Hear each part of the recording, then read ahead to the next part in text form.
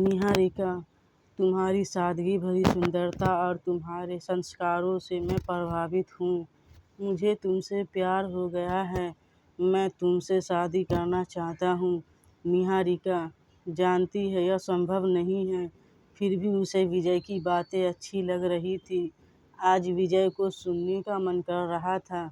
अब आगे। निहारिका जी, एक अनजान युवक ने आवाज़ दी। निहारिका ने पलटकर देखा तो अच्छी कदकाठी वाला एक सुदर्शन युवक उसके पीछे खड़ा था। जी कहिए, घबराते हुए मधुर स्वर में निहारिका उस युवक से बोली। निहारिका के भीतर एक खलबली मची हुई थी कि इस अनजान युवक ने मुझे क्यों आवाज़ दी। उसे भी ज़्यादा असमंजस इस बात की थी कि यह युवक मेरा नाम कैसे जानता है। उस युवक ने निहारिका से गेट के एक तरफ होने का आग्रह किया और खुद उस तरफ बढ़ गया। निहारिका भी उसके साथ साथ बैंक के कॉरिडोर के उस हिस्से में आ गई जहां अमूमन कम चहल पहल होती है। मामा, मेरा नाम विजय है, वह युवक थोड़ा हिचकिचाते हुए बोला। मैं इसी बैंक में काम करता हूँ, इसीलिए आपका नाम पता घर सब जानता हूँ। मैं आपसे कुछ कहना चाहता हूँ। निहारिका बोली। जी कहिए, क्या बात है। मैं आपसे दोस्ती करना चाहता हूँ। मैं लड़कों से दोस्ती नहीं करती और मैं तो आपको जानती भी नहीं हूँ। आपको पहली बार देख रही हूँ, निहारिका ने विनम्रता से कहा। विजय बोला, लेकिन मैं आपको तब से जानता हूँ जब से आपने इस बैंक में खाता खुलवाया है। इतना ही नहीं, मैं उस जगह भी नियमित जाता हूँ जहाँ आपकी कोचिंग क्लास है, बल्कि वहाँ से रोज़ आपके ऑटो के पीछे पीछे आपके घर तक आना जाना मेरी दिनचर्या में शामिल है। विजय के मुँह से यह सब सुनकर निहारिका आश्चर्यचकित हो जाती है। पहले तो उसे उस पर गुस्सा आता है, परंतु इतने लंबे टाइम से पीछा करने के बाद भी उसका मुझे किसी तरह से कोई परेशान नहीं करना निहारिका को भा गया। निहारिका को लगा कि यह नौजवान सामान्य लड़कों जैसा नहीं है। अभी तक की बातचीत में भी वह उसे सभ्य और समझदार ही लगा। विजय के इसी निश्चल प्रेम को देखकर वह शांत रहती है और बड़े सरल स्वभाव से उसे कहती है, आप यह सब क्यों कर रहे हैं। विजय कहता है, निहारिका जी, मैं बिना लाग लपेट के अपनी बात सीधे सीधे आपसे कहता हूँ। मैं आपसे शादी करना चाहता हूँ। क्या। निहारिका एकटक विजय को देखती रह जाती है। उसे समझ में नहीं आ रहा कि यह सब क्या हो रहा है। उसे कोई जवाब भी नहीं सूझ रहा। हाँ, उसके कपोलों पर रिक्तम आभा छा जाती है, नज़रें झुक जाती है और हृदय की गति बढ़ जाती है। वह विजय से कुछ नहीं बोल पाती। उसके होंठ जैसे बर्फ़ की तरह जम गए हों।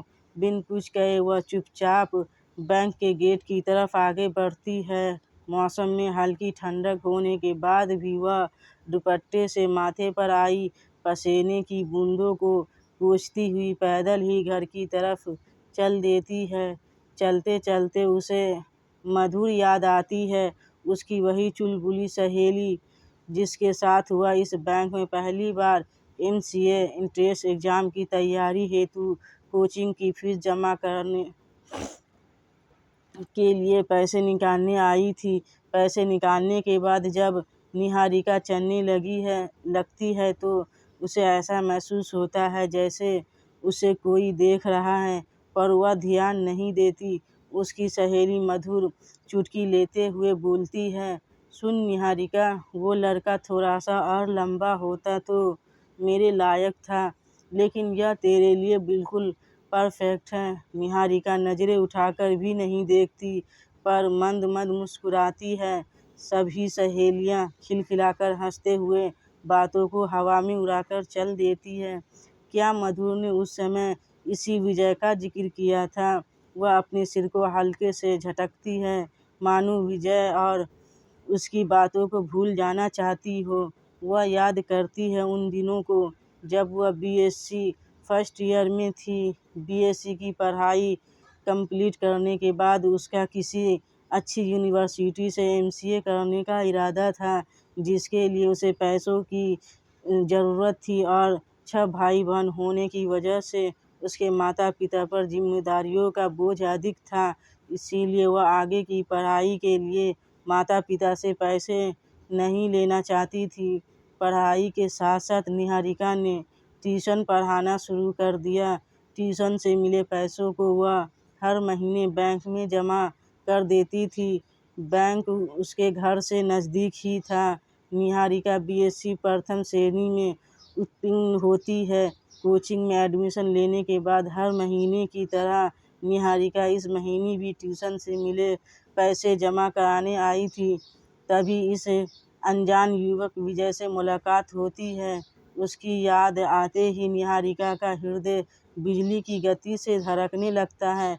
चलते चलते उसने फैसला किया कि विजय के बारे में माँ को ज़रूर बताएगी।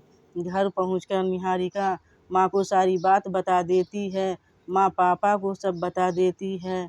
पापा बोलते हैं लड़का ब्राह्मण है लेकिन चौबे है। दूबे चौबे में हमारे यहाँ शादी नहीं होती, फिर भी चलो चलकर देख आते हैं। निहारिका के साथ दोनों लोग बैंक जाते हैं। दूर से ही विजय को देखकर घर वापस आ जाते हैं। पापा एक लंबी गहरी सांस लेते हैं और बड़े दबे हुए स्वर में कहते हैं, लड़का तो अच्छा है, परंतु पिताजी नहीं मानेंगे। बहुत ही जिद्दी है, गांव की पूरी संपत्ति उठाकर किसी और के नाम कर देंगे, मारपीट करेंगे, घर के दरवाजे हमेशा के लिए बंद कर देंगे, बिरादरी से भी बाहर निकाल देंगे। इससे हमारे और बच्चों के जीवन पर बुरा असर पड़ेगा। 1 महीने बाद फिर निहारिका बैंक जाती है। पहुंचते ही विजय निहारिका को रोक लेता है, जैसे वह निहारिका का पहले से ही इंतज़ार कर रहा हो। निहारिका, मुझे थोड़ा समय दे दो, मैं तुमसे बात करना चाहता हूँ। विजय, समझने की कोशिश करिए, कोई फ़ायदा नहीं, मेरी शादी आपसे नहीं हो सकती। ठीक है, हम कहीं और बैठकर थोड़ी देर बात तो कर सकते हैं।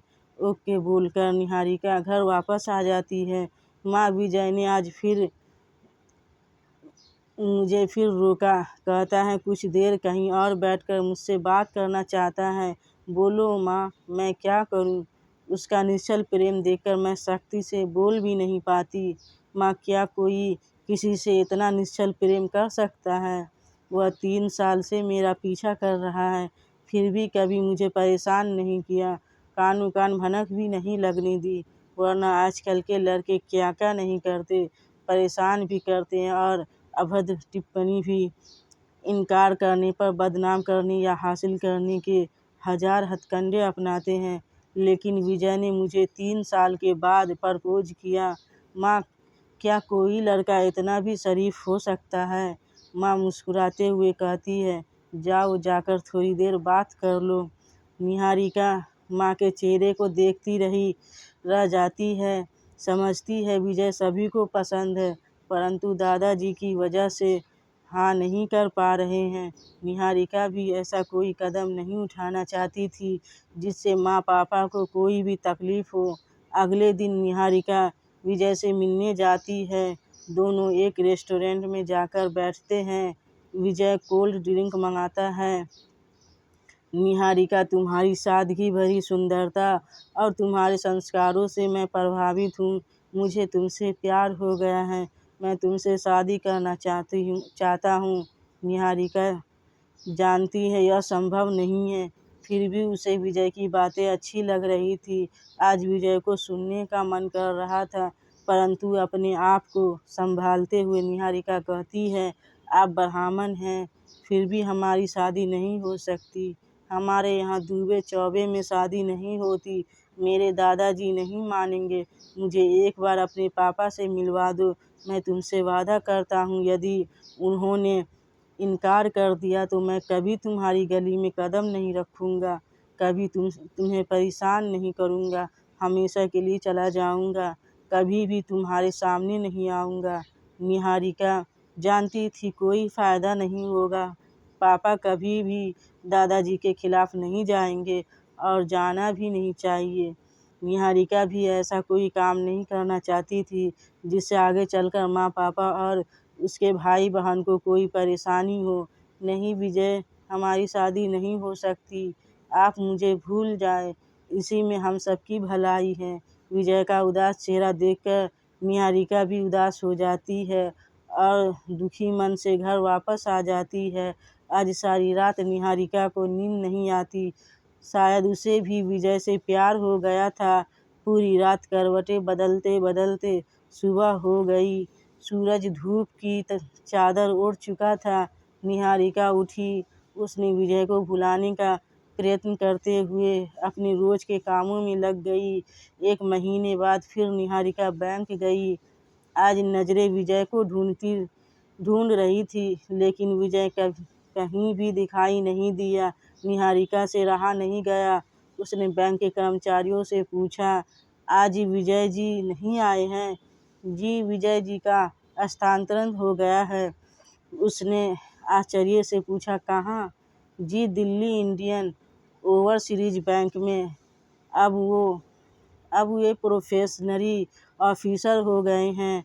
निहारिका को ऐसा लगा जैसे किसी ने उसके दिल के 1000 टुकड़े कर दिए हों।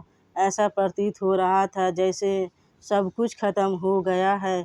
दिल अंदर ही अंदर रो रहा था, कहीं पलकों से मोती न लुढ़क जाए। सहसा उसने अपने आप को संभाला और मन ही मन कहने लगी, उसने मुझे बताया भी नहीं, बिना बताए ही चला गया। वैसे ठीक ही किया। विजय ने अगर बता देता तो शायद मैं कमज़ोर पड़ जाती। सोचते सोचते निहारिका के अधरों पर मुस्कान आ गई। विजय ने अपना वादा पूरा किया।